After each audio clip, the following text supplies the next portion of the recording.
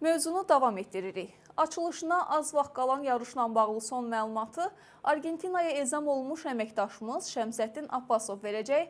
Buyur Şəmsəddin, diqqətimiz səndədir.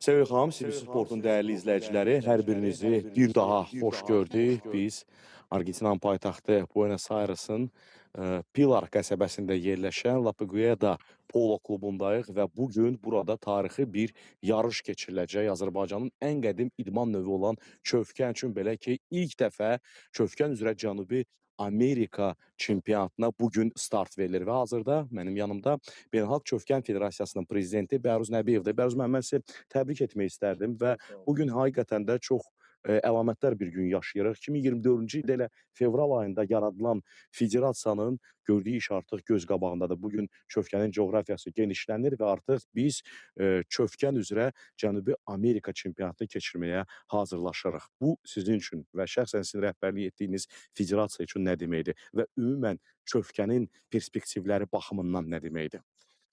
Qeyd etdiyiniz kimi 2024-cü ildə yaranmağımıza baxmayaraq 2 il uzun bir müddət deyil məncə. Amma bu 2 il ərzində biz artıq Cənubi Amerikaya gəlib çıxa bilmişiksə bu idman növü ilə, əlbəttə ki, bu bizi çox sevindirir. Və bugün biz çox gərgin oyunlar görəcəyik. 4 güclü komandanın oyunlarını görəcəyik. Bu çempionat onlar üçün də çox vacibdir. Çünki burada bilirsiniz ki, birinci və ikinci yerləri tutan komandalar artıq iyun ayında Bakıda keçiriləcək dünya çempionatına vəsiqə əldə edəcəklər. Mən buradan bütün çövkən sevərləri, atçılıq idmanı sevərləri salamlamaq istəyirəm və bilirəm ki, hətta Azərbaycanda da bu idmanı sevərlərin artıq gözləri buradakı çempionatdadır. Çünki Azərbaycanın da bir növ rəqibləri buradan müəyyən olunacaq.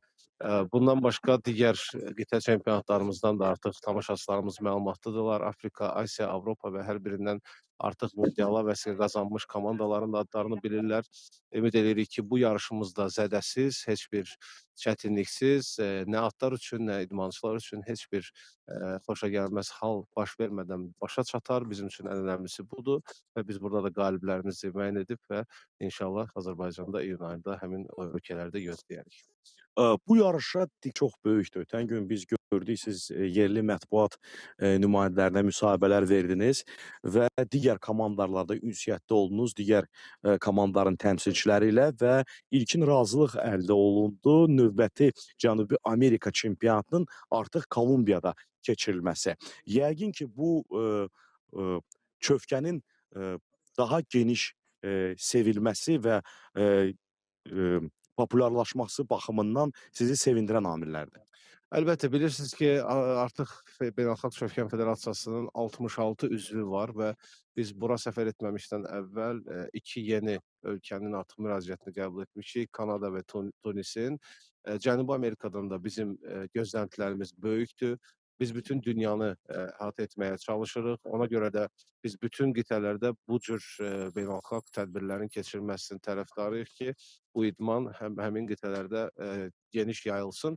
Əlbəttə, belə bir yarışın burada baş verməsi, bu bir növ bu qitədə bu idmanın daha da böyük reklam olunması, daha da böyük kütləyə çatdırılmasına yol açacaq. Qeyd etdiyiniz yerli jurnalistlərlə olan görüşlərimiz də buna çox ciddi təkan verəcək. Çünki bilirsiniz ki, Polo Hub hal-hazırda Cənubi Amerikada xüsusilə ən çox izlənən bu idman, yəni əsasən polo ilə məşğul olan bir belə deyək, bir platformadır və həmin platformanın izləyiciləri bizim yəni ətrafımıza toplaşma potensialı olan insanlardan ibarətdir.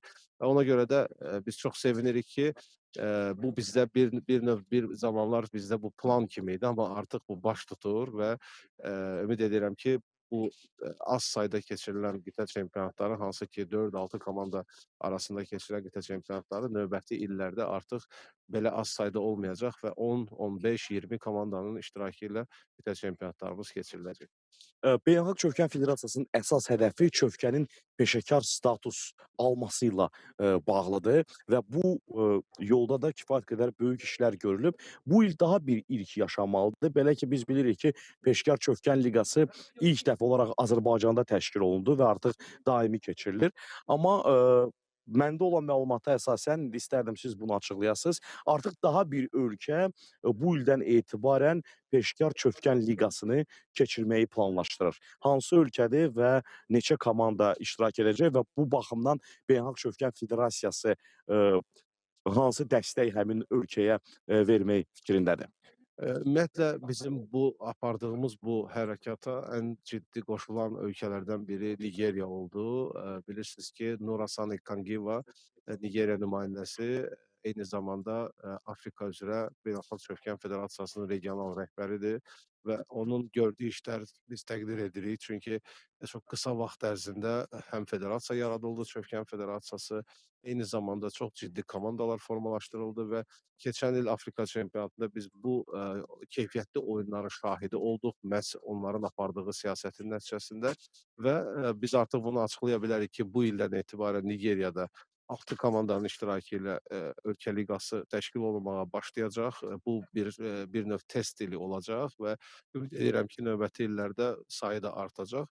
Bizim ölkələrdən gözlədiyimiz ən böyük gözlənti isə məhz elə bu iki məsələdir. Birincisi, yerli Çövkən Federasiyalarının yaranması.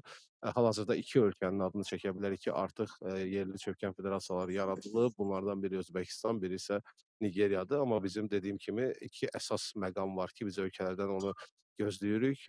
Həm Çövkən Federasiyalarının yaradılması, eyni zamanda yerli liqaların yaradılması. Çünki yalnız milli komandalar şəklində deyil, bu eyni zamanda klub şəklində də davam etməlidir. Gələcəkdə əlbəttə legioner oyunçuların başqa-başqa ölkələrə transfer olunması, bunun kimi bütün belə deyək, bütün idman növlərində baş verən bunun kimi məsələlər bizim də idman növündə baş tutacaq.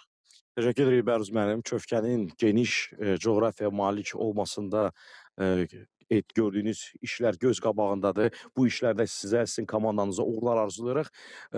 Buenos Aires'dan canlı yayımımız başa çatır. Bir daha qeyd edək ki, təxminən 1-2 saatdan sonra ilk dəfə Cənubi Amerikada Çövkən üzrə qitə yarışına start veriləcək. Qalib və ikinci yer tutmuş komanda isə iyun ayında Azərbaycanda təşkil olunacaq dünya çempionatına vəsiqə qazanacaq. Sabah artıq ilk nəticələr bilinəcək və bizim canlı yayımlarımız davam edəcək. Hələlik isə bu qədər və mən sözü yenidən Sevil xanım sizə ötürürəm. Çox sağ olun. Təşəkkür edirik Şəmsəddin. Əziz tamaşaçılar, bir daha nəzərinizə çatdıraq ki, bizlə canlı bağlantıda əməkdaşımız Şəmsəddin Abbasov idi.